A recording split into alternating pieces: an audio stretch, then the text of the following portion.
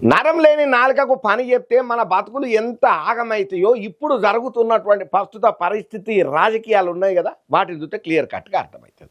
అందుకే మన పెద్దోళ్ళు అంటారు, నరం లేని నాలుకకు ఎక్కువ సీన్ ఇచ్చినామనంటే అది నీ సినిమాను కథం చేస్తుందిరా వారి, అందుకనే జాగ్రత్తగా వాడాలి నాలుకే నువ్వు అని అంటారు.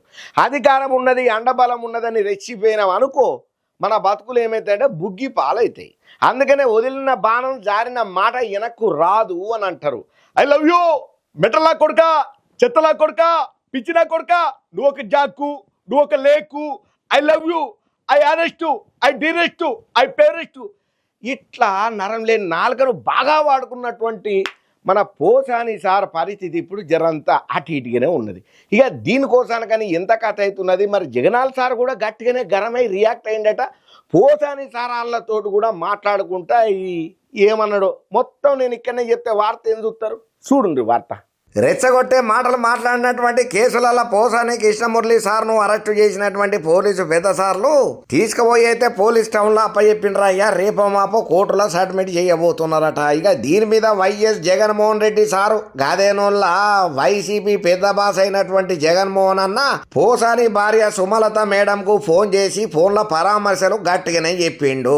నువ్వేం భయపడకమ్మా, నీకు మేము అండగా ఉన్నాము. ఈ ప్రభుత్వం చేస్తున్నటువంటి కుటిల కుతంత్ర రాజకీయాలను మనం దిప్పికొట్టాలే.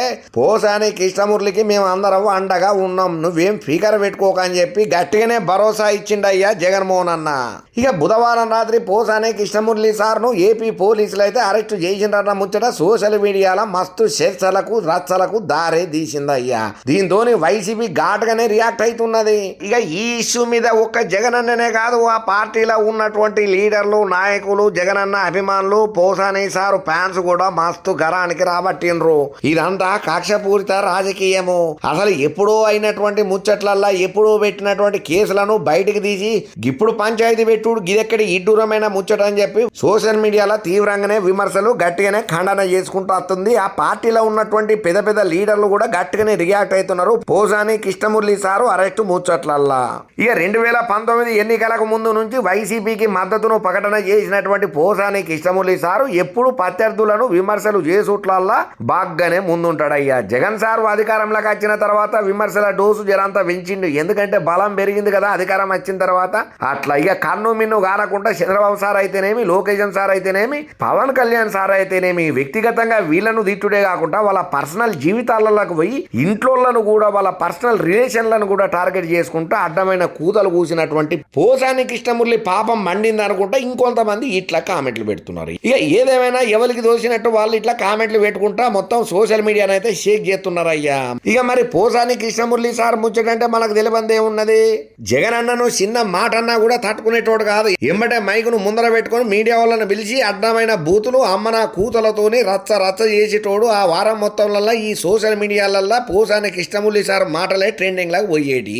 కాకపోతే అధికారం పోయిన తర్వాత నేను రాజకీయ సన్యాసం తీసుకున్నా, నాకు రాజకీయాలకు సంబంధం లేదని చెప్పి గత 4 నెలల కిందటనే ఈయన డ్రాప్ అయిపోయింది. కానీ ఈయన డ్రాప్ అయినా కూడా ఈయన డ్రాప్ చేసే పరిస్థితులలో కూటమి సర్కార్ లేదు. అప్పుడు అన్న మాటలకు పగకు పగ, ప్రతీకారానికి ప్రతీకారం, మాటకు మాటకు లెక్క కట్టాలన్నట్టుగానే కూటమి సర్కారు వ్యవహారం చేస్తున్నదని చెప్పి ఇంకొంతమంది వాళ్ళ అభిప్రాయాన్ని అయితే వ్యక్తపరుస్తున్నారు రాజకీయ మేధావులు. మరి ఏదేమైనా కానీ బోరుగడ్డ అనిల్ తోని బోని కొట్టినటువంటి కూటమి సర్కారు వరుసగా అందరినీ అరెస్టుల పర్వంతో కొనసాగించుకుంటూ అత్తనే ఉన్నది. మొన్నటికి మొన్న వల్లభనేని వంశీ, ఇప్పుడు పోసాని కృష్ణమురళి, ఇక నెక్స్ట్ టార్గెట్ కోడాలి నాని, తర్వాత రోజా, ఇంకా తర్వాత పేరుని నాని, ఇక వీళ్ళందరూ ఉన్నారు లైన్లలో అని చెప్పి చాలా మంది చెవులు కొరుకోబట్టిండ్రు ఇప్పుడు పోసాని కృష్ణమురళి అరెస్ట్ అయిన తర్వాత.